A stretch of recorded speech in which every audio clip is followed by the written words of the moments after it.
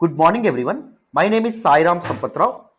So this particular explained వీడియోలో Belarus Poland బార్డర్లో జరుగుతున్నటువంటి మైగ్రెంట్ క్రైసిస్ ఏదైతే ఉంటుందో చాలా మంది వలసదారులు ఆ బార్డర్లో ఇరుక్కుపోవడం అనేది జరిగింది. పాపం గత్యంతరం లేనటువంటి పరిస్థితి, ఎటెల్లాలో తెలియనటువంటి పరిస్థితి. అసలు ఈ మైగ్రెంట్ క్రైసిస్ లేదా రెఫ్యూజీ క్రైసిస్, రెఫ్యూజీస్ అంటే శరణార్థులు అంటాం. ఇంతకీ ఈ రెఫ్యూజీస్ ఎవరు, రెఫ్యూజీ క్రైసిస్ అనేది ఎందుకు వస్తుంది, అండ్ ఈ బెలారస్ ఎక్కడుంది, పోలెండ్ ఎక్కడుంది, క్రైసిస్ కి రీజన్ ఏంటి, what are different factors, who are different players involved in this particular issue, detailed గా కంప్లీట్ గా బేసిక్స్ నుంచి బ్యాక్గ్రౌండ్ నుంచి మనం తెలుసుకునే ప్రయత్నం అయితే చేద్దాం. జాగ్రఫీ నుంచి కంప్లీట్ గా మాట్లాడదాం. Before discussing this particular topic in great detail, ఒక్క చిన్న మాటమ్మా, మన యూట్యూబ్ ఛానల్లో అప్లోడ్ చేసే అన్ని వీడియోస్ వెనక చాలా ఎఫర్ట్స్ అనేవి ఉంటాయి, చాలా హార్డ్ వర్క్ ఉంటుంది, చాలా టైమ్ ఆఫ్ ప్రిపరేషన్ అనేది ఉంటుంది. If you really want to acknowledge of our efforts, please do hit that like button and ఎలా ఉంది ఎక్స్ప్లెనేషన్ అనేది కామెంట్ చేయండి. In case me friends, fellow aspirants కి మన యూట్యూబ్ ఛానల్ కానీ లేకపోతే మనం పెట్టేటటువంటి వీడియోస్ కానీ వాళ్ళకి హెల్ప్ అవుతాయి అనుకుంటే please do share these videos. Thank you so much for all the support and all the love so far. And కొంతమంది యూపీఎస్సీ ఆస్పిరెంట్స్, బిగినర్స్ ఎవరైతే ఉన్నారో గైడెన్స్ రిలేటెడ్ క్వైరీస్ అంటున్నారు. ఇదిగోండి, ఇది నా personal number. You can always send a message through WhatsApp to this number or మీరు call చేయొచ్చు. But నేను మోస్ట్లీ క్లాసెస్ తీసుకుంటా ఉంటాను కాబట్టి రోజంతా క్లాసెస్ లిఫ్ట్ చేయకపోయినా నేను కాల్ బ్యాక్ అయితే చేస్తాను. ఓకేనా, ఈ నెంబర్ నాది సేవ్ చేసుకోండి. Right. So before discussing this particular topic ఒక చిన్న అనౌన్స్మెంట్ చేద్దాం మన కోర్సెస్ గురించి, తర్వాత వెంటనే టాపిక్ లోకి వెళ్ళిపోదాం. జాగ్రత్తగా వినండి. సో చూడండి అన్న, దివాళీ సెలబ్రేషన్స్ కారణంగా అన్ని కోర్సెస్ మీద మీకు చాలా ఫీజు అనేది తగ్గడం అనేది జరిగింది. యూపీఎస్సీ ఇన్ఫినిటీ జస్ట్ 50,000 రూపాయలకే వస్తుంది లైఫ్ టైం వ్యాలిడీతో మీరు సింగిల్ పేమెంట్ చేస్తే. Optional infinity live plus recorded అయితే 25,000, ఆప్షనల్స్ ఇన్ఫినిటీ రికార్డెడ్ కావాలంటే 20,000. ఆప్షనల్స్ ఇన్ఫినిటీలో మన ఇన్స్టిట్యూట్లో 5 ఆప్షనల్స్ అనేవి ఆఫర్ చేస్తున్నాం. ఏంటి సార్ అవి? Anthropology and sociology. ఈ రెండు నేను చెప్తానండి, అర్థమైంది. మంచి నోట్స్ అనేది ఇస్తాను, ద బెస్ట్ నోట్స్ అనేది ప్రొవైడ్ చేస్తాను. అండ్ డీటెయిల్డ్గా బైలింగియల్లో కాన్సెప్చువల్ క్లారిటీతో డీటెయిల్డ్గా చెప్పడం అనేది జరుగుతుంది. వీలైతే ఒకసారి మన శాంపుల్ వీడియోస్ అనేవి చూడండి. And PSIR political science and international relations, public administration, ఈ రెండు సురేష్ సార్ చెప్తారు. అండ్ తెలుగు లిటరేచర్ క్లాసెస్ అనేవి 15th నవంబర్ నుంచి మనకు మొదలవ్వడం అనేది జరుగుతుంది. సీతాపతి సార్ తీసుకుంటారండి. ఎప్పటి నుంచో ఎన్నో ఏళ్ళుగా యూపీఎస్సీ ఆస్పిరెంట్స్ కి తెలుగు లిటరేచర్ ఆప్షనల్ నేను చెప్పడం అనేది జరుగుతుంది. 15th నవంబర్ నుంచి స్టార్ట్ అవుతున్నాయి. సో ఫీజు చూడండి, సింగిల్ పేమెంట్ అప్ ఫ్రంట్ చేస్తే 20,000 రూపీస్, అండ్ ఈఎంఐలో చేయాలంటే నెలకు 5,000 చొప్పున కూడా కట్టుకోవచ్చు, అంటే 25,000 అవుతుంది. 5 ఇన్స్టాల్మెంట్లో కట్టుకోవచ్చు. రైట్. యూపీఎస్సీ ఇన్ఫినిటీ మీకు ఇన్స్టాల్మెంట్ లో కట్టుకునేటటువంటి ఆప్షన్ కూడా ఉందండి, నెలకు 5,000 కట్టుకునేటటువంటి ఆప్షన్ కూడా ఉంది.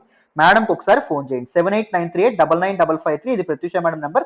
మేడంకి మీరు ఫోన్ చేయొచ్చు. ఈ ఫీజు కూడా, స్పెషల్ ఫీజు కూడా 15th నవంబర్ వరకే.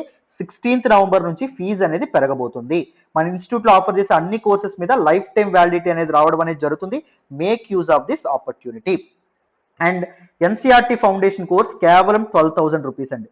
సో ఇప్పటి వరకు ఎవరైతే ఎన్సీఆర్టీ ఫౌండేషన్ కోర్స్ జాయిన్ అయి ఉన్నారో, let me congratulate you all. Because basics నుంచి, ఫౌండేషన్ నుంచి గట్టిగా మీరు ఎన్సీఆర్టీస్ నేర్చుకోబోతున్నారు. మీకు మీ సబ్జెక్ట్ ఒక బెటర్ ఫౌండేషన్ అనేది పడబోతుంది. ఈచ్ అండ్ ఎవ్రీ వర్డ్, ఒక్క వర్డ్ కూడా మిస్ అవ్వకుండా essence of that particular lesson దాన్ని తీసుకొచ్చి మీకు ఎక్స్ప్లెయిన్ చేయడం అనేది జరుగుతుంది ఎన్సీఆర్టీ కోర్సులో. జస్ట్ 12,000.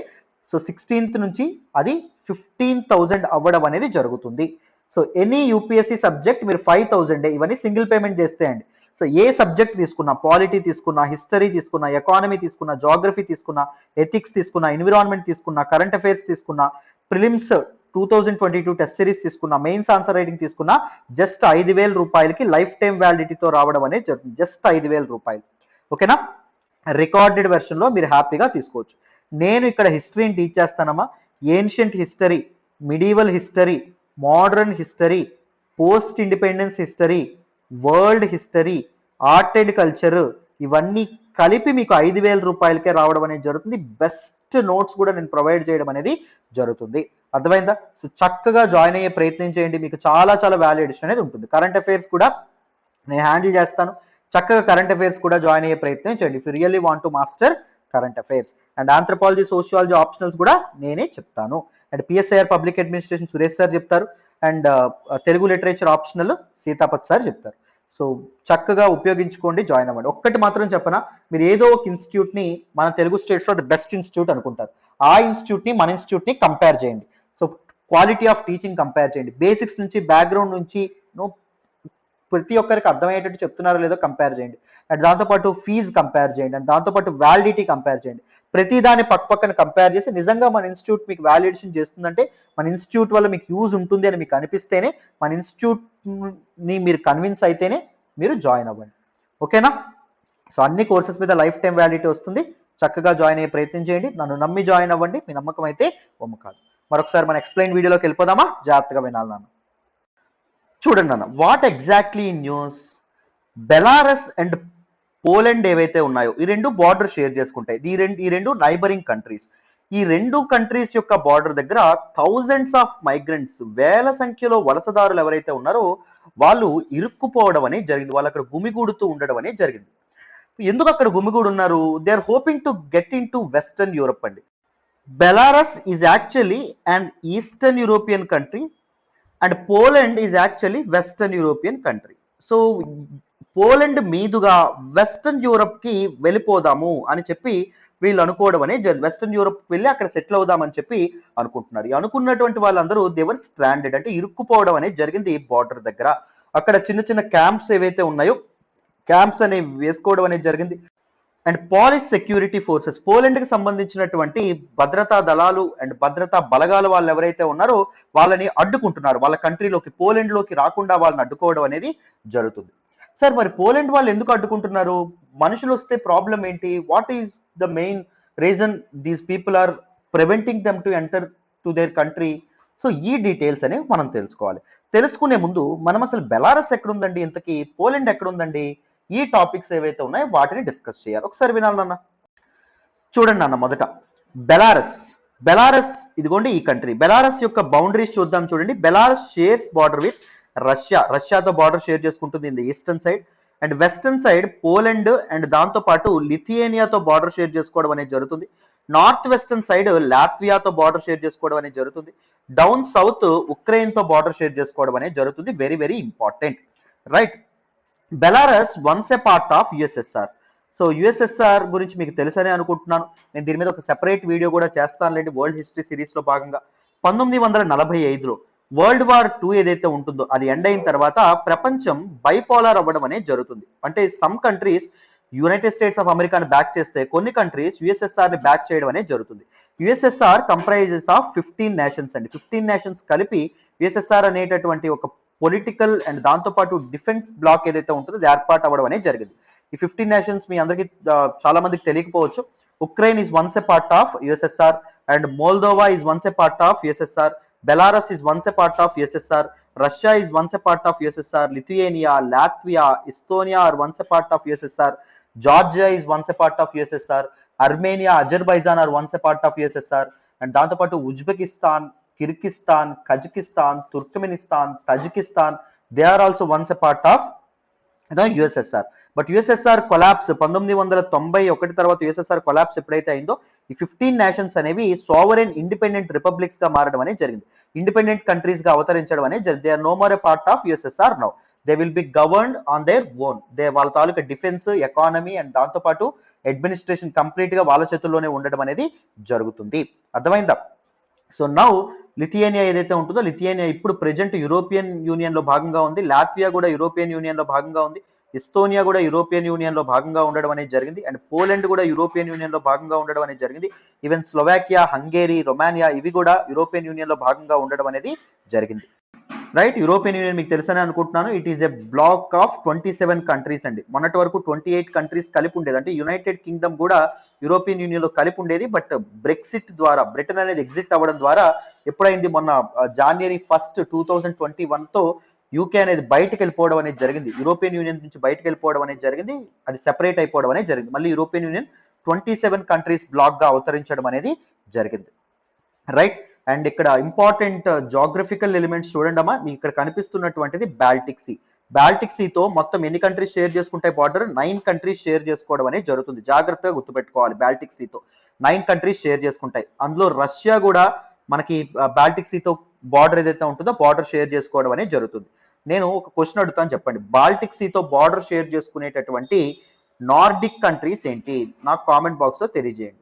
అసలు నార్డిక్ కంట్రీస్ ఏంటో ఫస్ట్ చెప్పండి, తర్వాత బాల్టిక్ సీతో బార్డర్ షేర్ చేసుకునేటటువంటి నార్డిక్ కంట్రీస్ ఏంటో నాకు కామెంట్ బాక్స్ లో తెలియజేయండి. ఎంతవరకు కరెక్ట్ గా చెప్తారో చూద్దాం. రైట్, బాల్టిక్ సీతో రష్యా కూడా బార్డర్ షేర్ చేసుకోవడం అనేది జరుగుతుంది. ఇక్కడ చిన్న పార్ట్ ఉంది చూసారా, ఇక్కడ Russia and this is also a part of Russia. దీన్ని ఏమంటారు అంటే కలింగ్రాడ్ నో ఒబ్లాస్ట్ అని చెప్పి అనడం అనేది జరుగుతుంది. ఇక్కడ రాస్తున్నాను చూడండి, ఒబ్లాస్ట్ అంటారు. ఒబ్లాస్ట్ అంటే ఇట్ ఈజ్ మనకి మన ఇండియాలో యూనియన్ టెరిటరీ అంటాం కదా, సో రష్యాలో ఒబ్లాస్ట్ అంటే యూనియన్ టెరిటరీ అని చెప్పి అర్థం. It is a federal subject అని అర్థం, అంటే సెంట్రల్ గవర్నమెంట్ డైరెక్ట్ గా దీన్ని అడ్మినిస్టర్ చేయడం అనేది జరుగుతుంది. 1945 ముందు అంటే వరల్డ్ వార్ 2 ముందు దిస్ పార్ట్ ఏదైతే ఉంటుందో, దిస్ కలింగ్రాడ్ ఒబ్లాస్ట్ ఏదైతే ఉంటుందో, it is a part of Germany అండి. It is a German territory. కానీ వరల్డ్ వార్ 2 అయిపోయిన తర్వాత, వరల్డ్ వార్ 2 ఎవరెవరి మధ్య జరుగుతుంది, ఎలైడ్ పవర్స్ అండ్ దాంతో పాటు యాక్సిస్ పవర్స్ కి మధ్య జరగడం అనేది జరుగుతుంది. దీనిలో ఎవరు గెలుపొందుతారు, ఎలైడ్ పవర్స్ గెలుపొందుతారు. యాక్సిస్ పవర్స్ ఎవరైతే ఉన్నారో వీళ్ళు ఓడిపోవడం అనేది జరుగుతుంది. ఎలైడ్ పవర్స్ లో ఎవరండి సభ్యులుగా ఉన్నారు, సో అమెరికా గానీ, యూకే గానీ, రష్యా గానీ వీళ్ళందరూ సభ్యులుగా ఉండడం అనేది జరుగుతుంది. అర్థమైందా? యాక్సిస్ పవర్స్ లో జపాన్, జర్మనీ ఇవన్నీ ఉంటాయండి. అర్థమైందా? జర్మనీ ఓడిపోతుంది కాబట్టి జర్మనీ యొక్క టెరిటరీస్ ఏవైతే ఉన్నాయో వాటిని, సో ఆ టెరిటరీ అయినటువంటి దిస్ కాలింగ్రాడ్ ఒబ్లాస్ట్ ఏదైతే ఉంటుందో దాన్ని ఏం చేస్తారు, రష్యా అనేది లాక్కోవడం అనేది జరుగుతుంది జర్మనీ నుంచి. These are some important aspects అండి. జాగ్రఫీ తెలుసుకున్న తర్వాతే మనం మీకు డీటెయిల్డ్ గా క్లారిటీ అనేది రావడం అనేది జరుగుతుంది. గుర్తుపెట్టుకోండి, బెలారస్ పోలాండ్ తో బార్డర్ షేర్ చేసుకుంటుంది, లిథియేనియాతో బార్డర్ షేర్ చేసుకుంటుంది, లాట్వియాతో కూడా బార్డర్ షేర్ చేసుకుంటుంది. These are very important for this particular discussion. జాగ్రత్తగా గుర్తుపెట్టుకోండి. నెక్స్ట్ చూడండి అమ్మా. So before understanding the background of this particular aspect, let us try to understand what exactly is refugee crisis. Refugee అంటే శరణార్థులు అని చెప్పి అనడం అనేది జరుగుతుంది తెలుగులో. అసలు రెఫ్యూజీస్ అంటే ఎవరు? They are the people who have been forcibly displaced from their home country. వాళ్ళ తాలూకా స్వదేశం ఏదైతే ఉంటుందో, స్వదేశం నుంచి బయటకు గెంటి వేయబడినటువంటి ప్రజలు ఎవరైతే ఉంటారో వాళ్ళని శరణార్థులు అంటాం. Those people were forcibly displace from their home country. వాళ్ళ స్వదేశం నుంచి బయటకు పంపేయబడతారు and they are seeking a better life elsewhere. వేరే దేశంలో కానీ, వేరే ప్రాంతంలో కానీ తమది కానటువంటి, తమకు చెందనటువంటి, తమకు సంబంధం లేనటువంటి ప్రాంతంలో దీస్ బెటర్ లైఫ్, మంచి జీవితం గడపాలని చెప్పి వీళ్ళు అనుకుని వేరే ప్రాంతానికి తరలి వెళ్ళిపోతారండి. వాళ్ళనే మనం శరణార్థులు అని చెప్పి అంటామండి. అర్థమైందా? సో చాలా ఘోరాతి ఘోరంగా ఉంటుంది వీళ్ళ తాలూకా లైఫ్ స్టైల్. సో మనకి తల్లి లేదని చెప్పుకోవచ్చు, తండ్రి లేదని చెప్పుకోవచ్చు, కుటుంబం లేదని చెప్పుకోవచ్చు, భార్య లేదని చెప్పుకోవచ్చు, కానీ నాకంటూ ఒక దేశం లేదని చెప్పుకోవడం ఎంత ఘోరమైనటువంటి ఆస్పెక్టో మీరు ఆలోచించండి. అంతకంటే ఘోరమైనటువంటి పరిస్థితి ఒక మనిషికి ఎదురవుతుందా? ఎంత కష్టమైనటువంటి బతుకులు బతుకుతారో చూడండి నాన్న. అర్థమైందా? So what are different causes for refugee crisis? Refugee crisis కి రీజన్స్ ఏంటి తెలుసుకోవాలి. The first reason for refugee crisis is persecution అండి. పెర్సిక్యూషన్ అంటే హెరాస్మెంట్. పెర్సిక్యూషన్ అంటే హెరాస్మెంట్ లేదా విక్టిమైజేషన్ అని కూడా అనడం అనేది జరుగుతుంది. పీడింపబడ్డము అని తెలుగులో అంటామండి. బీయింగ్ అబ్యూజ్డ్ అని చెప్పి అర్థం, బీయింగ్ అప్రెస్డ్, బీయింగ్ హెరాస్డ్ అని చెప్పి అర్థం. వాళ్ళ స్వదేశంలో సోషల్ రీజన్స్ వల్ల కానీ, రిలీజియస్ రీజన్స్ వల్ల కానీ, పొలిటికల్ రీజన్స్ వల్ల కానీ వాళ్ళని పీడిస్తే, వాళ్ళని అబ్యూజ్ చేస్తే, వాళ్ళని హెరాస్ చేస్తే దోస్ పీపుల్ ఏం చేస్తారు, వేరే ప్రదేశాలకు తరలి వెళ్ళడం అనేది జరుగుతుంది, వేరే దేశాలకు వాళ్ళు తరలి వెళ్ళడం అనేది జరుగుతుంది. వాళ్ళు ఉన్నటువంటి సోషల్ కండిషన్స్ వల్ల. Suppose caste system is a very important social institution in India. ఇండియాలో క్యాస్ట్ సిస్టమ్ అనేది వేలలోకి పాతుకుపోయి ఉంటుంది. సో దళితులు కానీ, హరిజనులు, బహుజనులు ఎవరైతే ఉన్నారో వాళ్ళని చాలా తక్కువగా చూడడం అనేది జరుగుతుంది. సో వాళ్ళు ఇక్కడ బెటర్ లైఫ్ అనేది బతకలేనప్పుడు వాళ్ళు వేరే ప్రాంతాలకు తరలి వెళ్ళడం అనేది జరుగుతుంది. దట్ ఈస్ సోషల్ పర్సిక్యూషన్ అని చెప్పి అంటాం. Religious persecution, so majority religion ఏదైతే ఉంటుందో వాళ్ళు మైనారిటీస్ మీద దాడి చేస్తే, సపోజ్ మన ఇండియాలో మెజారిటీ రిలీజియన్ హిందువులు ఉన్నారు, సపోజ్ ఇస్లాం అనేటటువంటిది మైనారిటీ, లేకపోతే క్రిస్టియన్స్ మైనారిటీ, లేకపోతే సిక్కులు, బుద్ధులు మైనారిటీ, వాళ్ళ మీద ఏమైనా పెర్సిక్యూషన్ కి పాల్పడ్డాం అనుకోండి, వాళ్ళు ఇక్కడ సరైనటువంటి బతుకు బతకలేనప్పుడు when there was a question for their survival, వాళ్ళ తాలూకా ఎగ్జిస్టెన్స్ కి, వాళ్ళ తాలూకా అస్తిత్వానికి ప్రశ్న అనేది ఏర్పడినప్పుడు వాళ్ళు వేరే ప్రదేశాలకి తరలి వెళ్ళడం అనేది జరుగుతుంది. And political persecution, so politically strong people ఎవరైతే ఉంటారో, పొలిటికలీ హయ్యర్ పొజిషన్ లో ఉన్నటువంటి పీపుల్ కేవలం వాళ్ళని ప్రశ్నిస్తున్నారు, వాళ్ళని అపోజ్ చేస్తున్నారు, వాళ్ళని క్రిటిసైజ్ చేస్తున్నారు అనేటటువంటి పాపానికి ఏం చేస్తారు, వాళ్ళని పీడించడం అనేది జరుగుతుంది. దానివల్ల వాళ్ళు వేరే ప్రాంతాలకి వెళ్ళడం అనేది జరుగుతుంది. సపోజ్ మనం ఎగ్జాంపుల్ రోహింగ్యా క్రైసిస్ తీసుకోవచ్చు. మన పక్కనే ఉన్నటువంటి neighbouring country that is Myanmar. Myanmar ఏదైతే ఉంటుందో, మయన్మార్ లో ఈ రోహింగ్యాస్ అనేటటువంటి ముస్లిమ్స్ ని these Myanmar forces, arm forces ఏవైతే ఉన్నాయో అవి చాలా చాలా క్రాక్ డౌన్, ఊచకోతకు గురి చేయడం అనేది జరిగింది. చాలా మందికి మాస్ కిల్లింగ్ కి, ఎథ్నిక్ క్లిన్సింగ్ కి, జెనసైడ్ కి పాల్పడడం అనేది జరిగింది. ఎథ్నిక్ క్లిన్సింగ్ అన్నా జెనసైడ్ అన్నా ఒకటేనండి. దాని అర్థం ఏంటి? If you belong to A particular community you will be killed. If you belong to Rohingya you will be killed for sure. నువ్వు ఎలాంటి వాడిని అవసరం లేదు, నువ్వు రోహింగ్యా అయితే నేను చంపేస్తాం అన్నట్టు. అర్థమైందా? దానికి చాలా మంది పాల్పడడం అనేది జరిగిందమ్మా. రోహింగ్యాని చాలా మంది చంపేశారు. సో చాలా మంది రోహింగ్యాస్ బంగ్లాదేశ్ కి అండ్ దాంతోపాటు ఇండియాకి వాళ్ళు రెఫ్యూజీస్ గా రావడం అనేది జరిగింది. దలైలామా, మనం దలైలామా కూడా he seeking asylum in India. So he's from Tibet actually, మీ అందరికీ తెలుసనే అనుకుంటున్నాను. ఎప్పుడైతే చైనా యొక్క peoples liberation army 1950s around ఎప్పుడైతే దాడి చేయడం అనేది జరుగుతుందో, టిబెట్ ని ఇన్వేడ్ చేయడం అనేది జరుగుతుందో, దలైలామా ఏమొస్తాడు, దలైలామా ఏం చేస్తారు, ఆయన రెఫ్యూజీ అసైలం కోసం, సో మన ఇండియాలో శరణార్థుడుగా ఆయన ఇక్కడికి ఇండియాకి వచ్చేయడం అనేది జరుగుతుంది, భారతదేశానికి రావడం అనేది జరుగుతుంది. This is an example for persecution, religious and political persecution. War, యుద్ధం వల్ల కూడా చాలా మంది వేరే ప్రాంతాలకు వెళ్ళిపోతారండి. సుమారు వరల్డ్ వార్ 2 టైంలో 50 మిలియన్ రెఫ్యూజీస్ అంటే 5 కోట్ల మంది శరణార్థులు తమ స్వదేశాలను దాటి వేరే దేశాలకు తరలి వెళ్ళడం అనేది జరిగింది. ఇంకా సిరియన్ సివిల్ వార్ అనేది జరుగుతున్నప్పుడు, సిరియన్ రెఫ్యూజీ క్రైసిస్ మనకి 2012-14 నుంచి సిరియన్ వార్ అనేది జరగడం అనేది జరుగుతుంది. అప్పటి నుంచి ఏం జరుగుతుంది, ఈ సిరియా నుంచి చాలా మంది శరణార్థులు వేరు వేరు ప్రదేశాలకు ఏవైతే ఉన్నాయో అక్కడ తరలి వెళ్ళడం అనేది జరుగుతుంది. క్లైమేట్ చేంజ్, వాతావరణంలో వస్తున్నటువంటి సమూలమైనటువంటి మార్పులు సివియర్ ఫెమైన్స్, కరువు కాటకాలకు కారణం అవడం అనేది జరుగుతుంది. డ్రాట్స్, కరువు అండ్ దాంతోపాటు సివియర్ ఫ్లడ్స్ కి కారణం అవుతుంది. అండ్ స్మాల్ ఐలాండ్ నేషన్స్ ఏవైతే ఉన్నాయో మునిగిపోవడం అనేది జరుగుతుంది. దానివల్ల దీస్ పీపుల్ ఎవరైతే ఉన్నారో వాళ్ళ ఎగ్జిస్టెన్స్ కి క్వశ్చన్ మార్క్ ఏర్పడి for better life, for their survival వాళ్ళు ఏం చేస్తున్నారు, వాళ్ళు వేరే దేశాలకు తరలి వెళ్ళడం అనేది జరుగుతుంది. వైలేషన్ ఆఫ్ హ్యూమన్ రైట్స్, చాలా చాలా ప్రాంతాల్లో మానవ హక్కులకి భంగం కలుగుతుంది. హ్యూమన్ రైట్స్ అంటే ఏంటండి, కేవలం మనిషి అయినందుకు నీకు సంక్రమించేటటువంటి హక్కులు, irrespective of your nationality, irrespective of your race, irrespective of your caste, irrespective of class, irrespective of your religion, irrespective of your ethnic group, కేవలం నువ్వు మనిషిగా పుట్టినందుకు నీకు సంక్రమించేటటువంటి కొన్ని హక్కులు, వాటిని కూడా వాళ్ళు వైలేట్ చేయడం అనేది జరుగుతుంది. సపోజ్ ఎరిత్రియా లాంటి కంట్రీస్ లో no military forces, arm forces and దాంతోపాటు రెబల్స్ ఏం చేస్తున్నారు, దీస్ లేడీస్ ని కానీ, ఉమెన్ ని కానీ, లేకపోతే చిన్నపిల్లల్ని కానీ వాళ్ళు అటాక్ చేయడం అనేది జరుగుతుంది. అండ్ ఇరాక్ లో కూడా మనం చూసాం, ఇరాన్ ఇరాక్ వార్ టైంలో కుర్ద్స్ ఎవరైతే ఉన్నారో వాళ్ళ మీద మనకి సద్దాం హుస్సేన్ ఎవరైతే ఉన్నారో ఆయన అటాక్ చేయడం అనేది జరుగుతుంది. ఇరాన్ ఇరాక్ వార్ మీద ఒక సెపరేట్ వీడియో అనేది చేశాను, Iran Iraq war LTX crosses అని చెప్పి కొట్టండి, మీకు డీటెయిల్డ్ గా అర్థమవుతుంది. ఓకేనా, రైట్. సో ఇరాక్ లో కానీ లేకపోతే మనకి నైజీరియా ఏదైతే ఉంటుందో, నైజీరియాలో కూడా చాలా అమ్మాయిల్ని అబ్డక్ట్ చేయడం, అంటే అమ్మాయిల్ని కిడ్నాప్ చేయడం, ఒక 5-6 సంవత్సరాల తర్వాత అమ్మాయిల్ని వదిలినటువంటి సందర్భాలు ఉన్నాయి, ఒకసారి కిడ్నాప్ చేసి. సో అంత ఘోరమైనటువంటి పరిస్థితులు ఉన్నాయి కదా, సో అక్కడ నుంచి పీపుల్ అందుకే పారిపోవాలని చెప్పి అనుకుంటారు, వేరే దేశాలకి తరలి వెళ్ళాలని చెప్పి అనుకుంటారు.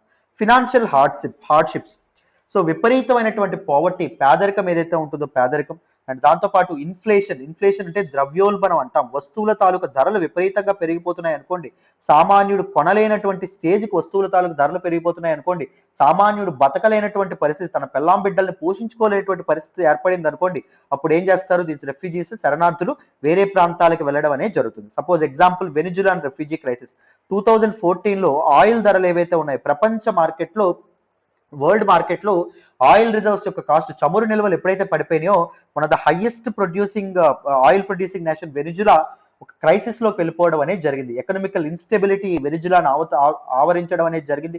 అండ్ దాంతోపాటు ఇన్ఫ్లేషన్ అనేది విపరీతంగా, అన్కంట్రోలబుల్ ఇన్ఫ్లేషన్ అనేది పెరగడం అనేది జరిగింది. ద్రవ్యోల్బణం అంటే వస్తువుల తాలూకు ధరలు విపరీతంగా పెరగడం అనేది జరిగింది. సో అప్పుడు దాన్ని తప్పించుకోవడానికి చాలా మంది, సుమారు 4 మిలియన్ పీపుల్ అంటే 40 లక్షల మంది వెనిజులా గడ్డని వదిలి, వాళ్ళ స్వదేశాన్ని వదిలి వేరే ప్రాంతాలకి తరలి వెళ్తున్నారు. హంగర్, ఆకలండి, ఫుడ్ ఇన్సెక్యూరిటీ అనేటటువంటిది చాలా important issue. So World Health Organization కూడా చాలా సార్లు దీన్ని రేజ్ చేయడం అనేది జరిగింది. సపోజ్ మనం ఇథియోపియా చూడండి, Ethiopia and Eritrea, the are bordering nations అండి. ఇథియోపియా ఏదైతే ఉంటుందో it is a eastern African nation. So Horn of Africa ఏదైతే ఉంటుందో, Horn of Africa comprises of 4 nations అండి. ఆ 4 నేషన్స్ ని ఎలా గుర్తుపెట్టుకోవచ్చు, సీడ్ గా గుర్తుపెట్టుకోవచ్చు. ఎస్ అంటే సొమాలియా, ఈ అంటే ఇథియోపియా, ఇంకొక ఈ అంటే ఎరిత్రియా, డి అంటే జిబోతి. ఇథియోపియాలో రీసెంట్ గా టిగ్రే క్రైసిస్ అనేది రావడం అనేది జరిగింది. టిగ్రే క్రైసిస్ మీద కూడా నేను వీడియో అనేది చేశాను. టిగ్రే క్రైసిస్ ఎల్టీఎక్స్ క్లాసెస్ అని చెప్పి యూట్యూబ్ లో మీరు సెర్చ్ చేస్తే మీకు దాని మీద వీడియో వస్తుంది. నేను ఆల్మోస్ట్ చాలా ఇష్యూస్ మీద చేశాను. మీకు ఏమైనా పేపర్ చదివేటప్పుడు డౌట్ ఉందనుకోండి, ఫస్ట్ మీరు ఏం చేస్తారంటే ఆ కీవర్డ్తో ఎల్టీఎక్స్ క్లాసెస్ అని చెప్పి సెర్చ్ చేయండి. మీకు ఆల్మోస్ట్ చాలా వీడియోస్ అనేవి దొరుకుతాయి. ఎక్స్ప్లెనేషన్ బ్యాక్గ్రౌండ్ నుంచి బేసిక్స్ నుంచి ఉంటుంది. ఒకవేళ ఇన్ కేస్ లేకపోయింది అనుకోండి, రీసెంట్ గా అప్లోడ్ అయినటువంటి నా వీడియో అంటే నేను బై సాయిరామ్ సార్ అని చెప్పి వీడియోస్ ఉంటాయి. ఆ వీడియో కింద మీకు ఏదైతే టాపిక్ మీద వీడియో కావాలో మీరు కామెంట్ చేయండి. కామెంట్ చేస్తే I will come up with a video. మీకు ఒక డీటెయిల్డ్ వీడియోతో నేను ముందుకు వస్తాను. ఓకేనా? రైట్ నాన్న. అయితే ఇథియోపియా లాంటి కంట్రీస్ లో ఆకలికి చాలా మంది ప్రాణాలు కోల్పోవడం అనేది జరుగుతుంది. ఫుడ్ ఇన్సెక్యూరిటీతో చాలా మంది బాధపడడం అనేది జరుగుతుంది. అర్థమైంది? ఆహార భద్రత అనేది లేకపోవడం, అంటే తినడానికి సరైనటువంటి తిండి గింజలు కూడా లేనటువంటి పరిస్థితిలో వాళ్ళు ఫుడ్ కోసం కావాల్సినటువంటి ఎసెన్షియల్ కమోడిటీస్ కోసం వేరే దేశాలకు వెళ్తున్నారు. జెండర్ అండ్ సెక్షువల్ ఓరియంటేషన్ అమ్మ. సో సెక్షువల్ ఓరియంటేషన్ ని చాలా మంది డిస్టింక్టివ్ సెక్షువల్ ఓరియంటేషన్ అంటే అన్యాచురల్ సెక్షువల్ ఓరియంటేషన్. మామూలుగా చాలా కంట్రీస్ నేచురల్ సెక్షువల్ ఓరియంటేషన్ ఎలా ఇది చేస్తారంటే penovaginal in nature. If the intercourse is in penovaginal in nature, then it is natural. Anything apart from penovaginal intercourse that will be criminalized. మొత్తం 77 దేశాలు ఏవైతే ఉన్నాయో 77 దేశాలు సేమ్ సెక్స్ రిలేషన్స్ ని, అంటే LGBT communities, lesbians, gays and దాంతోపాటు bisexual people, transgenders ఎవరైతే ఉన్నారో వాళ్ళని క్రిమినలైజ్ చేయడం అనేది జరిగింది. వాళ్ళు నేరస్తులుగా గుర్తించడం అనేది జరిగింది. దురదృష్టవశాత్తు ఆ కంట్రీస్ లో ఇండియా కూడా ఉండడం అనేది జరిగింది. అర్థమైందా? సో ఆ కంట్రీస్ లో వాళ్ళు బతకలేక, స్వేచ్ఛగా ఉండలేక వేరే దేశాలకి, ఎక్కడైతే జెండర్ అండ్ సెక్షువల్ ఓరియంటేషన్ మీద పర్సిక్యూషన్ అనేది ఉండదో, ఎక్కడైతే to those countries which are not criminalizing this distinct gender and sexual orientation, ఆ కంట్రీస్ కి రెఫ్యూజీస్, శరణార్థులుగా చాలా మంది వెళ్ళడం అనేది జరుగుతుంది. అర్థమైందా? మీకు మెయిన్స్ లో ఈ రెఫ్యూజీ క్రైసిస్ యొక్క కాజెస్ మీద క్వశ్చన్ రావచ్చు, లేకపోతే ఎస్ఏలో కూడా మీకు క్వశ్చన్ రావచ్చు. సో అందుకు నేను బ్యాక్గ్రౌండ్ కింద దీన్ని డిస్కస్ చేయడం అనేది జరిగింది. ఏదైనా డీటెయిల్డ్ అనాలిసిస్ తో బ్యాక్గ్రౌండ్ తో మనం డిస్కస్ చేస్తే మీకు చాలా చాలా వాల్యూ ఎడిషన్ అనేది ఉంటుంది. సో మన యూట్యూబ్ ఛానల్ అప్లోడ్ చేసే అన్ని వీడియోస్ బ్యాక్గ్రౌండ్ నుంచే, బేసిక్స్ నుంచి ఏ ఫ్యాకల్టీ చెప్పినా చెప్తారండి. అర్థమైందా? ఒకవేళ మీరు ఇంకా ఛానల్ని సబ్స్క్రైబ్ చేసుకోకపోతే సబ్స్క్రైబ్ చేసుకోండి, సో దట్ మీకు చాలా క్వాలిటీ వీడియోస్ మేము అందించడానికి మాకు వీలు పడుతుంది. ఓకేనా? సో మాకు ఎంకరేజ్ చేయాలంటే please do hit that like button, ఒకవేళ మీరు ఇంకా లైక్ చేయకపోతే. నెక్స్ట్ చూడండి ఎంత ఘోరమైనటువంటి పరిస్థితి. మధ్యధరా సముద్రం, ఆఫ్రికా నుంచి మెడిటరేనియన్ సీ దాటి యూరప్ కి చాలా మంది వలస వెళ్ళిపోతారండి. ఎంత కఠినమైనటువంటి జర్నీస్ ఇవి. ప్రయాణాలు చాలా రిస్క్ తో కూడినటువంటి జర్నీస్. కానీ తప్పదు, అలాంటి పరిస్థితుల్లో వాళ్ళు బతకలేక వాళ్ళు వేరే ప్రాంతాలకు వలస వెళ్ళడం అనేది జరుగుతుంది. చెప్పాను కదా, సో తల్లి లేదు, తండ్రి లేదు, కుటుంబం లేదు అనుకోవచ్చు, కానీ దేశం నాకంటూ ఒక దేశం లేదనేటటువంటి భావన, అది ఘోరమైనటువంటి భావన అండి. అర్థమైందా? అంతే కదమ్మా. చూడండి, ఇలా వలస చాలా మంది ఈ నైజీరియా నుంచి ఇక్కడ నుంచి చాలా మంది పీపుల్ రెఫ్యూజీస్ గా, శరణార్థులుగా వేరే ప్రదేశాలకు వెళ్తూ ఉండడం అనేది జరుగుతుందాం. రైట్? సో ఇక్కడ చూడండి, రోడ్ల మీద ఎక్కడ పడితే స్లమ్స్ లో ఎక్కడ పడితే అలాగా వాళ్ళు బతుకుతూ ఉంటారు. They don't even have access to essential infrastructure, schools కానీ, లేకపోతే మార్కెట్స్ కానీ, లేకపోతే బెటర్ టాయిలెట్స్ కానీ, వీటన్నింటికి వాళ్ళకి ఎటువంటి యాక్సెసిబిలిటీ అనేది ఉండదు. పాపం ఘోరమైనటువంటి పరిస్థితుల్లో, అమానవీయమైనటువంటి పరిస్థితుల్లో వీళ్ళు బతకాల్సి రావడం అనేది నిజంగా చాలా బాధాకరమైనటువంటి విషయం. నెక్స్ట్ చూడండి అమ్మ. And now let us look at European refugee crisis. Europe లో రీసెంట్ గా వచ్చినటువంటి రెఫ్యూజీ క్రైసిస్ ఏదైతే ఉంటుందో దాని గురించి మనం తెలుసుకోవాలి. Europe is always a victim of this refugee influx అండి. సార్, రెఫ్యూజీస్ వస్తే, శరణార్థులు వేరే ప్రదేశాలకు వెళ్తే ఏంటి సార్ ప్రాబ్లమ్? ఎందుకు చాలా కంట్రీస్ రానివ్వవు? రెఫ్యూజీస్ రావడానికి క్రైసిస్ గా ఎందుకు భావిస్తారు అంటే, గుర్తుపెట్టుకోండమ్మా, రిసోర్సెస్ ఆర్ ఆల్వేస్ లిమిటెడ్. వనరులు ఏవైతే ఉన్నాయో అవి చాలా చాలా లిమిటెడ్ గా ఉండడం అనేది జరుగుతుంది. అన్లిమిటెడ్ గా ఉండడం అనేది జరగదు. సో ప్రతి ఒక్క కంట్రీ ఏమనుకుంటుంది, ఆ కంట్రీ యొక్క resources Sons of the land కి మాత్రమే ఇవ్వాలని చెప్పి అనుకుంటుంది. అంటే ఆ భూమి మీద పుట్టినటువంటి వ్యక్తులు ఎవరైతే ఉంటారో వాళ్ళకు మాత్రమే షేర్ చేయాలని చెప్పి అనుకుంటుంది. అంతేనా? రిసోర్సెస్ లిమిటెడ్ కాబట్టి. అన్లిమిటెడ్ రిసోర్సెస్ అనుకోండి, మనం వీటన్నిటి గురించి ఆలోచించం. సో ఇప్పుడు జాబ్స్ అనేవి లిమిటెడ్ గా ఉంటాయి, ఫినాన్షియల్ రిసోర్సెస్ అనేవి లిమిటెడ్ గా ఉంటాయి. సో వీటన్నిటిని దృష్టిలో పెట్టుకొని రెఫ్యూజీస్ ఒకవేళ వస్తే ఆ లోకల్లో ఉండేటటువంటి పీపుల్కి ఇబ్బంది పడతారు కాబట్టి చాలా మంది కంట్రీస్ రెఫ్యూజీ ఇన్ఫ్లెక్స్ ని ఒక క్రైసిస్ గా భావించడం అనేది జరుగుతుంది. And Europe has always been a victim of this refugee crisis because from industrial revolution నుంచి మనం చూసుకుంటే, మనకి ఎప్పుడైతే పారిశ్రామిక విప్లవం అనేది దిస్ 18th సెంచరీలో మొదలవ్వడం అనేది జరిగిందో అప్పటి నుంచి ఇండస్ట్రియల్ రెవల్యూషన్ ద్వారా చాలా మ్యానుఫ్యాక్చరింగ్ హబ్స్, చాలా కంపెనీస్ అనేవి రావడం అనేది జరిగింది. సో మనకి యూరోప్ లో ఉండేటటువంటి లోకల్ ఏరియాస్ నుంచి చాలా మంది సిటీస్ కి మైగ్రేట్ అవ్వడమే కాకుండా అదర్ ఇంపార్టెంట్ ఏరియాస్ ఏవైతే ఉంటాయో, ఐ మీన్ అదర్ కంట్రీస్ ఏవైతే ఉన్నాయో అక్కడ నుంచి కూడా యూరోప్ కి చాలా మంది బెటర్ లైఫ్ కోసం మైగ్రేట్ అవ్వడం అనేది జరిగింది. తర్వాత World War II, రెండవ ప్రపంచ యుద్ధం టైంలో కూడా చాలా మంది యూరోప్ కి మైగ్రేట్ అవ్వడం అనేది జరిగింది. After the death of Hitler చనిపోయిన తర్వాత there are no more any prosecutors for other people. So అప్పుడు తర్వాత చాలా మంది అదర్ కంట్రీస్ నుంచి యూరోప్ వెళ్ళి స్థిరపడడం అనేది జరిగింది. సో ఎందుకంటే యూరోప్ బెటర్ లైఫ్ స్టైల్ అనేది ఆఫర్ చేస్తుంది, బెటర్ క్లైమేట్ అనేది ఆఫర్ చేయడం అనేది జరుగుతుంది, బెటర్ రైట్స్ అనేవి ఇవ్వడం అనేది జరుగుతుంది. సో అందుకే చాలా మంది పీపుల్ కి the favourable destination is Europe అండి. అర్థమైందా?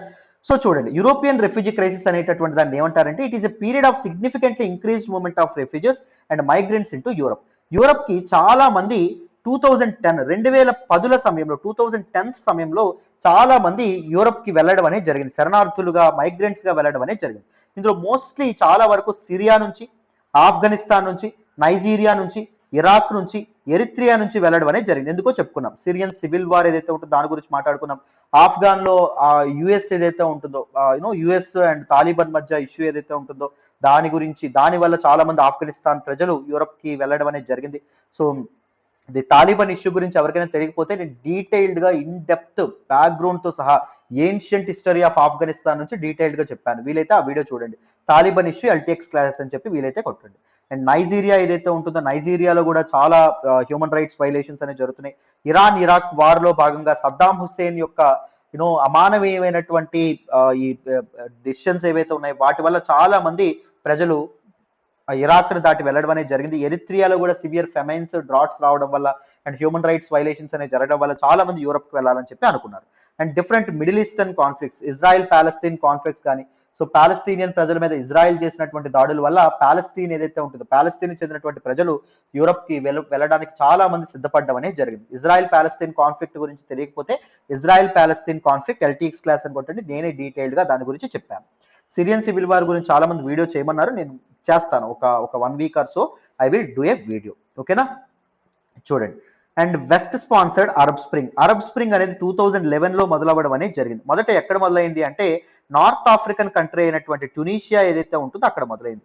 What is this Arab spring అండి అంటే, సో మామూలుగా మనకి ఏం జరిగింది అంటే ఈ అరబ్ కంట్రీస్, ఈ కంట్రీస్ ఏవైతే ఉన్నాయో నార్త్ ఆఫ్రికన్ అండ్ దాంతోపాటు మిడిల్ ఈస్టర్న్ కంట్రీస్ ఏవైతే ఉన్నాయో వాటికి స్వాతంత్రం వచ్చిన తర్వాత most of those countries were ruled by British వాళ్ళు పరిపాలించడం అనేది జరిగింది. అండ్ తర్వాత ఫ్రాన్స్ పరిపాలించడం అనేది జరిగింది. అండ్ కొన్ని నార్త్ ఆఫ్రికన్ కంట్రీస్ ఇటలీ ఏదైతే ఉంటుందో ఇటలీ కూడా పాలించడం అనేది జరిగింది. అండ్ కొన్ని కంట్రీస్ ఈవెన్ స్పెయిన్ కూడా పరిపాలించడం అనేది జరిగింది. వీళ్ళందరూ కొలినియల్ ఎరాల నుంచి స్వతంత్రం వచ్చిన తర్వాత రూలర్స్ ఎవరైతే ఉన్నారో వాళ్ళు ఆటోక్రాట్స్ గా ఉండడం అనేది జరిగింది, డెస్పాట్స్ గా ఉండడం అనేది జరిగింది. అంటే నియంతలు ఎవరైతే ఉన్నారో వాళ్ళు ఉన్నారు, అంటే there is no democratic system, they will rule for ever, there will rule for perpetuity అన్నట్టు.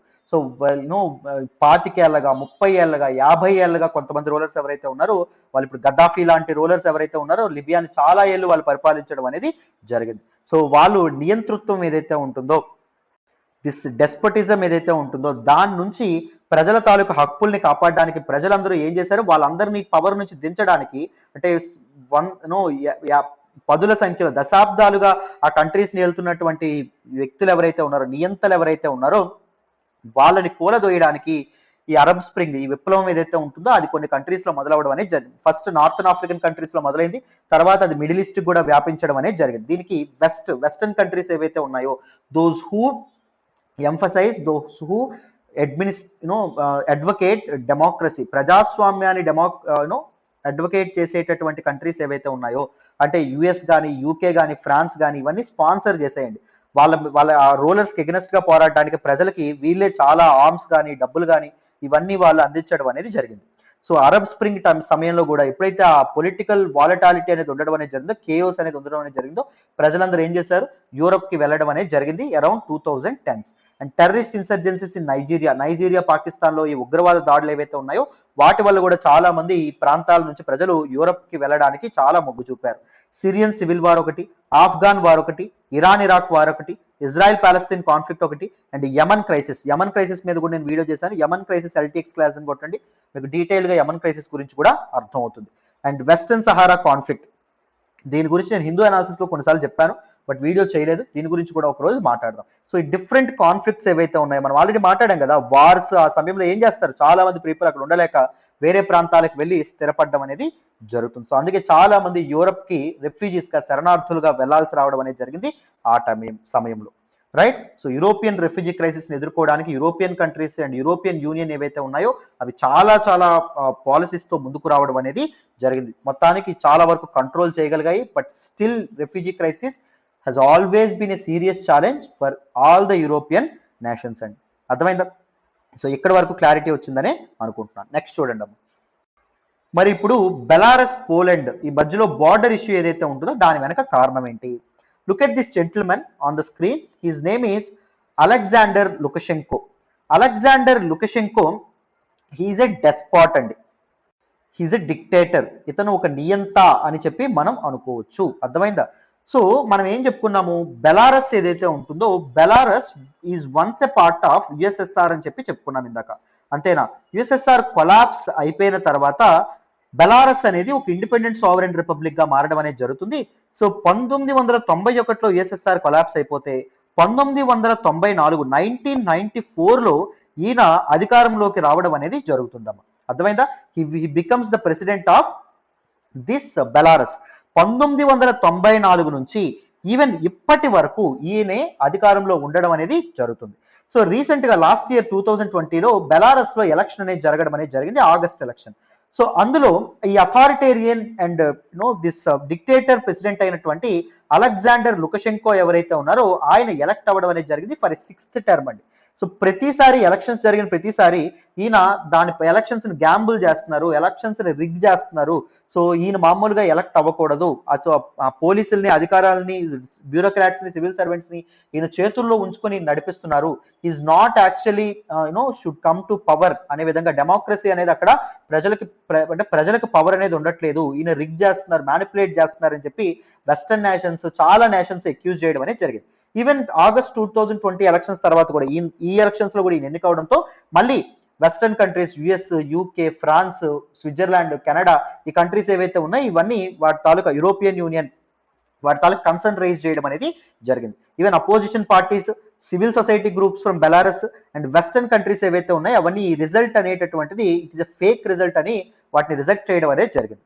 సో చాలా మంది డెమాన్స్ట్రేటర్స్ ఎవరైతే ఉన్నారో చాలా మంది ప్రొటెస్ట్ చేయడానికి రోడ్ల మీదకి రావడం అనేది జరిగింది.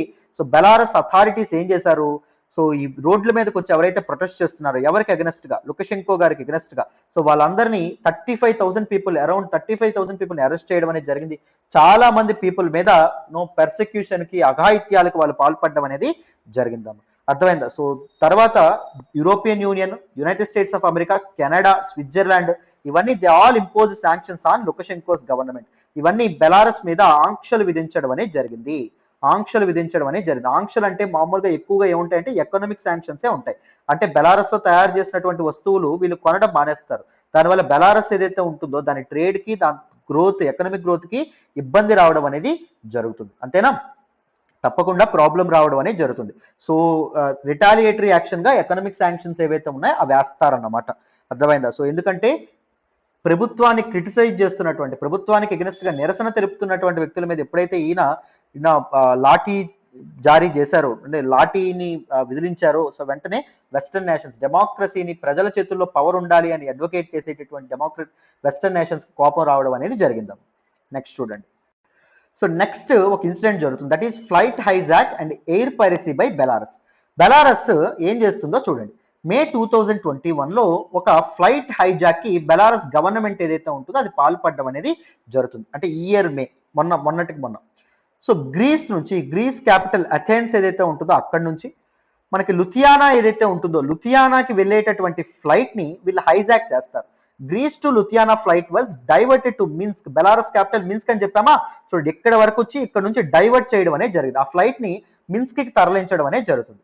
బెలారస్ అథారిటీస్ ఎవరైతే ఉన్నారో వాళ్ళు డిసెండెంట్ జర్నలిస్ట్, అంటే క్రిటిసిజం, గవర్నమెంట్ పాలసీస్ కి, గవర్నమెంట్ డెసిషన్స్ కి ఎగనెస్ట్ గా క్రిటిసైజ్ చేసేటట్టు, విమర్శించేటటువంటి జర్నలిస్ట్ ఎవరైతే ఉన్నారో ఆయన రామన్ ప్రతసవిచ్ ఎవరైతే ఉన్నారో ఆయన్ని అరెస్ట్ చేయడం అనేది జరుగుతుంది. ఎవరు? Belarus authorities. ఈ ఫ్లైట్ లో ఆయన జర్నీ చేస్తూ ఉంటాడు, ఆయన అరెస్ట్ చేస్తారు. యూరోపియన్ యూనియన్ దీన్ని తీవ్రంగా ఖండిస్తుంది. సో మధ్యలో ఎయిర్ హైజాక్, ఒక గవర్నమెంట్ ఈ ఫ్లైట్ హైజాక్ ని ఎయిర్ పైరసీకి పాల్పడడం ఏంటి, అది కరెక్ట్ కాదు.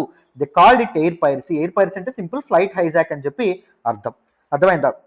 అండ్ బ్యాడ్ అంటే దే బ్యాండ్ అని చెప్పి అర్థం. బెలరూషియన్ ఫ్లైట్స్ ఏవైతే ఉంటాయో అవి యూరోపియన్ యూనియన్ యొక్క స్కైస్, యూరోపియన్ యూనియన్ యొక్క ఆకాశంలో రాకూడదు అనేటటువంటి రెస్ట్రిక్షన్స్ ఏవైతే ఉన్నాయో అవి పెట్టడం అనేది జరిగింది. బెలరూనియన్ ఏవియేషన్ ఇండస్ట్రీ ఏదైతే ఉంటుందో చాలా దెబ్బతిండడం అనేది జరిగింది. మొన్నటి మన న్యూస్ కూడా రావడం అనేది జరిగింది జూన్ ఆర్ జూలైలో. And cut imports from Belarusian top commodities. Belarusian produce చేసేటటువంటి top commodities, that is petroleum products and potash is a principal element used in fertilizers అండి. ఎరువుల్లో ఎక్కువగా వాడేటటువంటి ఫెర్టిలైజర్స్ ఏవైతే ఎరువుల్లో ఎక్కువగా వాడేటటువంటి పొటాష్ ఏదైతే ఉంటుందో దాన్ని కూడా ఇంపోర్ట్ చేయడం మానేసింది. ఎవరంటే? యూరోపియన్ యూనియన్ మానేసింది. ఈ శాంక్షన్స్ ఏవైతే ఉన్నాయో, ఆంక్షలు ఏవైతే ఉన్నాయో చాలా స్ట్రిక్ట్ గా పెట్టడం అనేది జరిగింది. సో దిస్ పర్టిక్యులర్ బెలరూషియన్ గవర్నమెంట్ ఏదైతే ఉంటుందో దట్ వాజ్ స్క్వీజ్డ్ అండి, చాలా స్క్వీజ్ చేయడం అనేది జరిగింది. దాన్ని దాని మీద చాలా ప్రెజర్ తీసుకురావడం అనేది జరిగిందమ్మా. ఏంటి? యూరోపియన్ యూనియన్ ఏదైతే ఉంటుందో European union. And it is time for the revenge by Belarus government. చూడండి అన్నారు, రివెంజ్ బై లుకషెంకో. మనం పాత సినిమాల్లో విలన్లు చూసుంటాం, చాలా మొండిగా ఉంటారు, చాలా కర్కశంగా ఉంటారు. ఇంత ఘోరంగా చేస్తున్నాడు, మీకు సినిమా స్క్రీన్ లోపలికి వెళ్ళి ఆయన హత్య చేయాలనిపిస్తుంది. మన తాలూకా లుకషెంకో కూడా అలాంటి వాడు. ఎంత ఈగో చూడండి, అర్థమైందా? ఎంత he is not even looking at his reputation, is not even thinking about his reputation.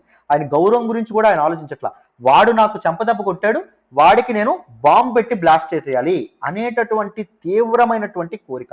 అర్థమైందా? సో అందుకే నేను చెప్తాను, మనుషులు ముఖ్యంగా మనుషులు ఎలా ఆలోచిస్తారో కంట్రీస్ కూడా అలాగే ఆలోచిస్తాయి. అర్థమైందా? సో ఎందుకు అంటే these countries were ruled by men. ఈ మెన్ పీస్ఫుల్ మెన్ అనుకోండి, రిలేషన్స్ బాగానే ఉంటాయి. ఈ మెన్ ఈగోయిస్టిక్ పీపుల్ అనుకోండి, కంట్రీస్ మధ్య రిలేషన్స్ ఏవైతే ఉన్నాయో అవి తప్పకుండా దెబ్బతింటాయి. రైట్? ఇంటర్నేషనల్ రిలేషన్స్ కూడా నేనే చెప్తానండి. ఇంటర్నేషనల్ రిలేషన్స్ బ్యాక్గ్రౌండ్ నుంచి ప్రతిదాని బేసిక్స్ నుంచి హిస్టరీ నుంచి నేను చెప్తాను. సో ఎవరికైనా ఇంటర్నేషనల్ రిలేషన్స్ కోర్స్ తీసుకోవాలన్నా మేడం ఫోన్ చేయండి. ఇక్కడ నెంబర్ రాస్తున్నాను చూడండి, 7893899553. ఇది ప్రత్యూష మేడం నెంబర్, మీరు ఫోన్ చేయొచ్చు. హిస్టరీ కూడా నేనే చెప్తానండి. Ancient history, medieval history, modern history, post independence history, world history and art and culture, ఇవన్నీ కలిపి రికార్డెడ్ ఆప్షన్ తీసుకుంటే జస్ట్ 5000 రూపీస్ మాత్రమే, 5000 రూపాయలకు మాత్రమే లైఫ్ టైం వాల్యూతో వస్తుంది. అండ్ 15వ తారీఖు తర్వాత ఇది 7000 రూపాయలు అవుతుంది. సో నేనే చెప్తాను, బేసిక్స్ నుంచి డీటెయిల్గా కథల రూపంలో చెప్పుకుంటాం. వీలైతే జాయిన్ అయ్యే ప్రయత్నం అయితే చేయండి. ఓకేనా? అయితే ఇక్కడ జాగ్రత్తగా వినండి. మళ్ళీ దీనికి వచ్చేద్దాం. లుకషెంకో ఎవరైతే ఉన్నారో ఈయన ఏం రివెంజ్ తీసుకున్నారో చూడండి. Is very furious about the actions of European union చేసినటువంటి పనుల మీద ఈయనకు చాలా కోపం వచ్చింది. ఈయన ఏం చేశారు అంటే, he would no longer abide by an agreement to stem illegal migration. Stem అంటే కంట్రోల్. సో మనం ఇందాకేం మాట్లాడుకున్నాం, యూరోపియన్ రెఫ్యూజీ క్రైసిస్ గురించి మనం మాట్లాడుకున్నామా లేదా? ఇల్లీగల్ మైగ్రెంట్స్ వల్ల యూరోపియన్ కంట్రీస్ చాలా నష్టానికి గురవడం అనేది జరుగుతుంది, ఎందుకంటే రిసోర్సెస్ ఆర్ లిమిటెడ్ అన్నట్టుగా మనం మాట్లాడాం. దీనికి ముఖ్యంగా చాలా మెజర్స్ అనేవి తీసుకుంది యూరోపియన్ యూనియన్ చెప్పుకున్నాం. యూరోపియన్ యూనియన్ తీసుకున్నటువంటి మెజర్స్ లో బెలారస్ తో చేసినటువంటి ఒక అగ్రిమెంట్ ఒకటి, ట్రై టు మాకు ఇల్లీగల్ మైగ్రేషన్ కంట్రోల్ చేసేటటువంటి హెల్ప్ చేయండి అని చెప్పి యూరోపియన్ యూనియన్ మన తాలూకా బెలారస్ ఏదైతే ఉంటుందో దాంతో చాలా అగ్రిమెంట్స్ అనేవి చేసుకోవడం అనేది జరిగింది. సో ఇతను ఏం చెప్తారు, బెలారస్ ప్రెసిడెంట్ అయినటువంటి లుకషెంకో, మేము ఇక మీదట ఈ అగ్రిమెంట్ ని పాటించము, అంటే we will allow illegal migrants to European Union nations. Poland is a European Union నేషనా? Lithuania is a European Union నేషనా? Latvia is a European Union నేషనా? అవునా కాదా? సో ఈ కంట్రీస్ కి మేము రెఫ్యూజీస్ ని వదిలేస్తాము, మేము మా బార్డర్స్ ని వాళ్ళని దాటనిస్తాము అని చెప్పడం అనేది జరిగింది. So what he is simply doing, he is using a serious weapon, that is people. ప్రజలని ఆయుధాలుగా వాడి ఈయన యూరోపియన్ యూనియన్ మీద రివెంజ్ అనేది తీర్చుకోవడం అనేది జరుగుతుంది. రైట్? ఎంత ఘోరమైనటువంటి యాక్టో చూడండి. European union sanctions deprived his government of funds needed to certain flow of migrants. So ఈయన ఏమంటారు, ఎందుకు నువ్వు అలా ఇది చేస్తావు అంటే అగ్రిమెంట్ ఎందుకు అబైడ్ అయి ఉండవు, దానికి అగ్రీ అయి ఉండవు, ఎందుకు దాన్ని క్యాన్సిల్ చేస్తున్నావు అగ్రిమెంట్ ని అన్నట్టుగా అడిగితే ఈయన ఏం చెప్తారు అంటే, మైగ్రెంట్స్ ఎవరైతే ఉంటారో మైగ్రెంట్స్ ని కంట్రోల్ చేయడానికి, మైగ్రెంట్స్ ఫ్లోని కట్టడి చేయడానికి మాకు ఇప్పుడు ఫండ్స్ లేవు. ఎందుకంటే యూరోపియన్ యూనియన్ మా మీద ఆంక్షలు అనేవి విధించడం వల్ల మాకు ఇక ఫండ్స్ అనేవి లేవు. మేము చాలా నష్టపోవడం అనేది జరుగుతుంది. ఇంకా మేము రెఫ్యూజీస్ ని కంట్రోల్ చేయడంలో మేము ఏమాత్రం శ్రద్ధ పెట్టలేము, మేము ఏమాత్రం ఖర్చు చేయలేము అనే విధంగా ఈయన యూరోపియన్ యూనియన్ ఏదైతే ఉంటుందో దానికి ఒక సెన్స్ ఆఫ్ బ్లాక్ మెయిల్ చేయడం అనేది జరిగింది. Planes carrying migrants from Iraq, ఇది ఏం చేశారంటే Iraq, Syria and other countries నుంచి బెలారస్ కి చాలా మంది రెఫ్యూజీస్ ని ఈయనే బెలారస్ ఎయిర్లైన్స్ ఏదైతే ఉంటుందో దాంతో తీసుకురావడం అనేది జరిగింది. మీకు ఎగ్జాంపుల్ కింద చెప్పుకుంటే వీక్లీ సౌదీ అరేబియా నుంచి 7 ఫ్లైట్స్ బెలారస్కి వస్తాయండి. ఇప్పుడు దాన్ని ఏకంగా వీక్లీ 40 ఫ్లైట్స్ కి పెంచడం అనేది జరిగింది. సో ఇక్కడ నుంచి బెలారస్ వాళ్ళు విపరీతంగా ఏం చేస్తున్నారు, వీసాస్ ఇచ్చేస్తున్నారు. ఎవరికి? మిడిల్ ఈస్టర్న్ వాళ్ళకి అండ్ దాంతోపాటు ఆఫ్రికన్ కంట్రీస్ వాళ్ళకి, వీళ్ళందరికీ. సో వీసాలు వేసుకొని వీళ్ళు బెలారస్కి ఎంటర్ అవుతారు. బెలారస్ నుంచి పోలాండ్ బార్డర్స్ ఈయన ఏం చేస్తున్నాడు, పోలాండ్ బార్డర్ అండ్ దాంతోపాటు లుథియానా బార్డర్ అండ్ దాంతోపాటు లాట్వియా బార్డర్ కి ఈయనే వాళ్ళని పంపించడం అనేది జరుగుతుంది. ఒకవేళ వాళ్ళు బెలారస్కి వచ్చి బెలారస్ లో స్థిరపడడం కుదురుతుందా అంటే స్థిరపడ, they are not allowed to live in the streets of Belarus. They are forced to get into Poland border, Lithuania border and Latvia border. ఇది చూడండి ఎంత కన్నింగ్ గా ఆలోచించడం అనేది జరిగిందో, అర్థమైందా? సో చూడండి, and they soon headed for the borders with Poland, Ludhiana and Latvia. So వాళ్ళని ఎక్కడికి పంపించేవాళ్ళు? పోలాండ్ కి, లుథియానియా అండ్ లాత్వియాకి వాళ్ళు పంపించడం అనేది జరిగింది. అండ్ చాలా మంది ఏం అక్యూజ్ చేస్తారంటే దిస్ లుకషెంకో గవర్నమెంట్ కి it is a state sponsored refugee influx. కావాలని చాలా మంది రెఫ్యూజీస్ ని వాళ్ళ బెరాస్ కి ఆహ్వానం చేసి సో వాళ్ళ తాలూకా వీసా రిగైమ్ ఏదైతే ఉంటుందో, వీసా నార్మ్స్ ఏవైతే ఉంటాయో వాటిని డైల్యూట్ చేయడం అనేది జరిగింది, వాటిని సులభతరం చేయడం అనేది జరిగింది. చాలా మందికి బెలారస్ వాళ్ళు వీసాస్ ఇచ్చేస్తున్నారు. సో వీసాస్ వచ్చి వాళ్ళు బెలారస్ కి ఎంటర్ చేసి బెలారస్ నుంచి పోలాండ్ కి, దాంతోపాటు లాత్వియా ఏదైతే ఉంటుందో లాత్వియాకి అండ్ లుథియానియా ఏదైతే ఉంటుందో లుథియానియాకి పంపించాలని చెప్పి ఈయన అనుకోవడం అనేది జరుగుతుంది. అర్థమైందా? సో ఎంత రివెంజ్ ప్లాన్ చేశాడో చూడండి ఈయన. సో ఇది మనకి ఇక్కడ చెప్పడం అనేది జరిగిందమ్మా. నెక్స్ట్ చూడండి, responses by European union countries. European union countries ఎలా 27 కంట్రీస్ ఉన్నాయని చెప్పుకున్నాం కదా. సో కొన్ని కంట్రీస్ ఎలా రెస్పాండ్ అయ్యాయో చూడండి. లుథియానియా ఏదైతే ఉంటుందో అది స్టేట్ ఆఫ్ ఎమర్జెన్సీ విధించడం అనేది జరిగింది. రీసెంట్ గా మొన్న సమ్మర్ లో లాస్ట్ వన్ మంత్ గా స్టేట్ ఆఫ్ ఎమర్జెన్సీని విధించడం అనేది జరిగింది. బార్డర్ ఫోర్సెస్ ఎవరైతే ఉన్నారో వాళ్ళని డిప్లాయ్ చేశారు. ఆల్రెడీ ఎంటర్ అయినటువంటి మైగ్రెంట్స్ కి క్యాంప్స్ ఏవైతే ఉంటాయో రిలీఫ్ క్యాంప్స్ కూడా వాళ్ళు నిర్మించడం అనేది జరిగింది. పోలాండ్ ఏదైతే ఉంటుందో బౌండరీ వాల్స్ అండ్ దాంతోపాటు బార్డర్ ఫోర్సెస్ ని వాళ్ళు ఇంక్రీజ్ చేయడం అనేది జరిగింది. There were lot many forces that are guarding Poland borders now. And European Union అనేది పోలాండ్ కి, లుథియానియాకి అండ్ లాత్వియాకి స్ట్రాంగ్ సపోర్ట్ అనేది అందించడం అనేది జరిగింది. మీ వెనక మేము ఉన్నాం, మీరు కంగారు పడకండి, బెలారస్ సంగతి మేము చూసుకుంటాం అనే విధంగా వీళ్ళు చెప్పారు. యూరోపియన్ యూనియన్ అఫీషియల్స్ ఏం చెప్పారు అంటే ఎనదర్ రౌండ్ ఆఫ్ శాంక్షన్స్ విధించాలి, బెలారస్ మీద ఆంక్షలు అనేవి ఇంకా కట్టడి చేయాలి. సో వాళ్ళని ఇంకా స్క్వీజ్ చేయాలి, స్క్వీజ్ చేస్తేనే ఈయన తగ్గుతాడు, లేకపోతే తగ్గేటట్టు లేడు అనే విధంగా ఇక్కడ చెప్తున్నారు. యూరోపియన్ యూనియన్ ఏదైతే ఉంటుందో they are trying to finance physical infrastructure అండి. అంటే పోలాండ్ కి, లిథియానియాకి, లాత్వియాకి కావాల్సినటువంటి బ్యారియర్స్ అండ్ ఫెన్సెస్ ఏవైతే ఉన్నాయో వాటిని కూడా ప్రొవైడ్ చేయాలని చెప్పి అనుకుంటుంది యూరోపియన్ యూనియన్. అర్థమైందా? అండ్ దాంతోపాటు టెంపరేచర్స్ అనేవి బిలో ఫ్రీజింగ్ పాయింట్ పడిపోవడం వల్ల, అంటే 0 డిగ్రీ సెంటిగ్రేడ్ కి తక్కువ పడిపోవడం వల్ల చాలా మంది మైగ్రెంట్స్ ఎవరైతే ఉన్నారో బార్డర్ దగ్గర దిక్కుతోచక స్ట్రాండ్ అయిపోయి, అంటే చిక్కుకుపోయి వెయిట్ చేస్తున్నటువంటి మైగ్రెంట్స్ ఎవరైతే ఉన్నారో వాళ్ళు చాలా మంది నిద్రలోనే చచ్చిపోతున్నారండి. చలికి తాళలేక, చలికి తట్టుకోలేక, ఫుడ్ అనేది అయిపోయింది, వాళ్ళు తెచ్చుకున్నటువంటి మనీ అనేది కంప్లీట్ గా అయిపోవడం వల్ల, ఎగ్జాస్ట్ అయిపోవడం వల్ల చాలా మంది దేశం కాని దేశంలో చచ్చిపోతున్నారని చెప్పి చెప్తున్నారు. 8 డెత్స్ కన్ఫర్మ్డ్ అంట. మొత్తం 8 మంది ఆల్రెడీ చలికి తాళలేక చనిపోవడం అనేది జరిగిందంట. అది ఇక్కడ చెప్తున్నారు. రైట్, నెక్స్ట్ చూడండి. And now let us look at Russia's role. What is the role that Russia is playing here?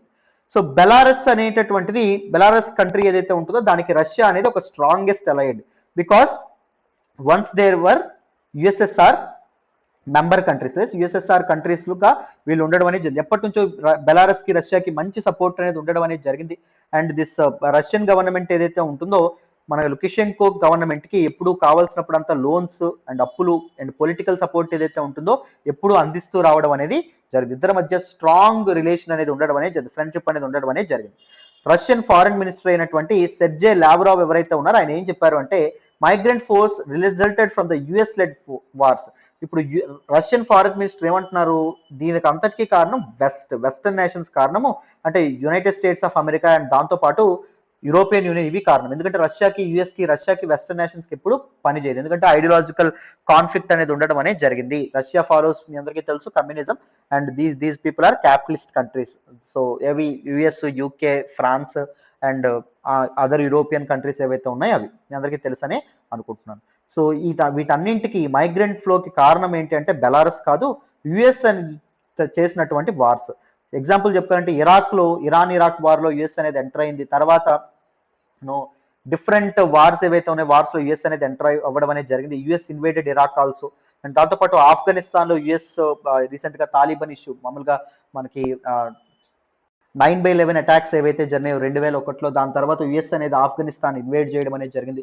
And western backed Arab spring ఏదైతే ఉంటుందో అరబ్ స్ప్రింగ్ అప్రైజింగ్స్ కానీ, and middle east and north ఆఫ్రికాలో మొదలైనటువంటి Arab spring అప్రైజన్స్, and దాంతోపాటు middle east conflicts ఏవైతే ఉన్నాయో వాటి వల్ల రెఫ్యూజీస్ అనేవి వస్తున్నారు, కానీ దీస్ బెలారస్ వల్ల కాదన్నట్టుగా వీళ్ళు చెప్పడం అనేది జరిగింది.